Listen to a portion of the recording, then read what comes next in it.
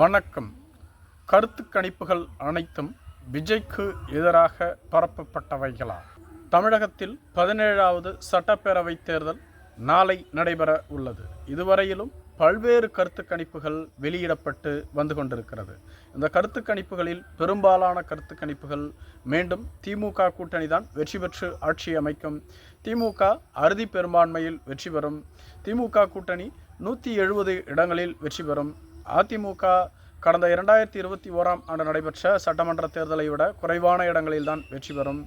மேலும் திமுக கூட்டணிக்கு 36லிருந்து 42% வாக்கு வங்கி கிடைக்கும் என்றும், இதேபோன்று அதிமுகவிற்கு 33லிருந்து 37% வாக்கு வங்கி கிடைக்கும் என்றும், இவர்கள் 50லிருந்து 60 தொகுதிகளில் வெற்றி பெறுவார்கள் என்றும், விஜய் அவர்களுக்கு 15லிருந்து 18% வாக்கு வங்கி கிடைக்கும், தாவேகா 2லிருந்து 4 இடங்களில் வெற்றி பெறலாம் என கருத்து கணிப்புகள் கூறுகிறது. மேலும் நாம் தமிழர் கட்சி கடந்த தேர்தலை விட குறைவான வாக்கு வங்கியை பெறும், இவர்களுக்கு 1லிருந்து 5% வாக்கு வங்கி கிடைக்கும் என்றும் சொல்லப்பட்டு வருகிறது. இவை அனைத்தையும் வைத்து பார்க்கும்பொழுது மீண்டும் திமுக தான் வெற்றி பெற்று ஆட்சி அமைக்கும் என பல்வேறு கருத்து கணிப்புகள் கூறினாலும், ஜேவிசி, சி ஓட்டர்ஸ்,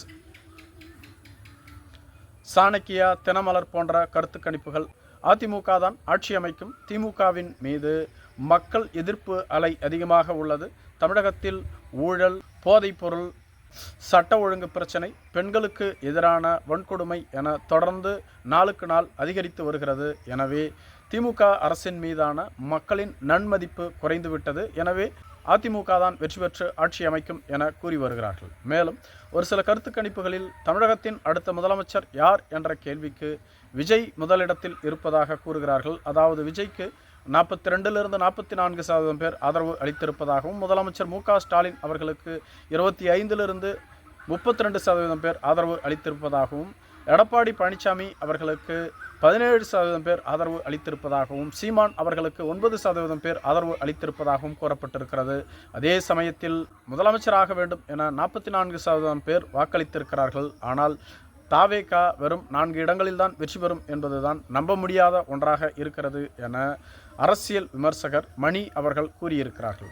இந்த கருத்து கணிப்புகள் அனைத்துமே உண்மையாக எடுக்கப்பட்டவைகளா அல்லது வேறொருவர்களினுடைய தூண்டுதலால் உருவாக்கப்பட்டவைகளா என்ற எண்ணம் தோன்றுகிறது. இதுவரையிலும் வந்த கருத்து கணிப்புகள் அனைத்துமே முன்னுக்கு பின் முரணாக இருக்கிறது. எவற்றை நம்புவது எவற்றை விடுப்பது என்றே தெரியவில்லை. மேலும் விஜய் அவர்களுக்கு நல்ல மக்கள் செல்வாக்கு இருக்கிறது, கணிக்க முடியாத அளவுக்கு அவருக்கான மக்கள் ஆதரவு இருக்கிறது.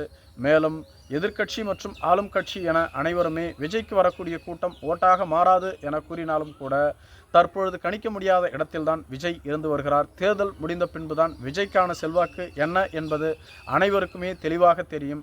அதற்கு முன்பாக விஜய் தோற்று விடுவார், அவரால் வெற்றி பெற முடியாது, அவர் போட்டியிடக்கூடிய 2 தொகுதிகளிலும் கூட இழுபறிதான் நிலவுகிறது என்று ஒரு சிலர் கூறி வருவதை ஏற்க முடியாத சூழல் உருவாகி இருப்பதாக அவர் கூறுகிறார். நன்றி.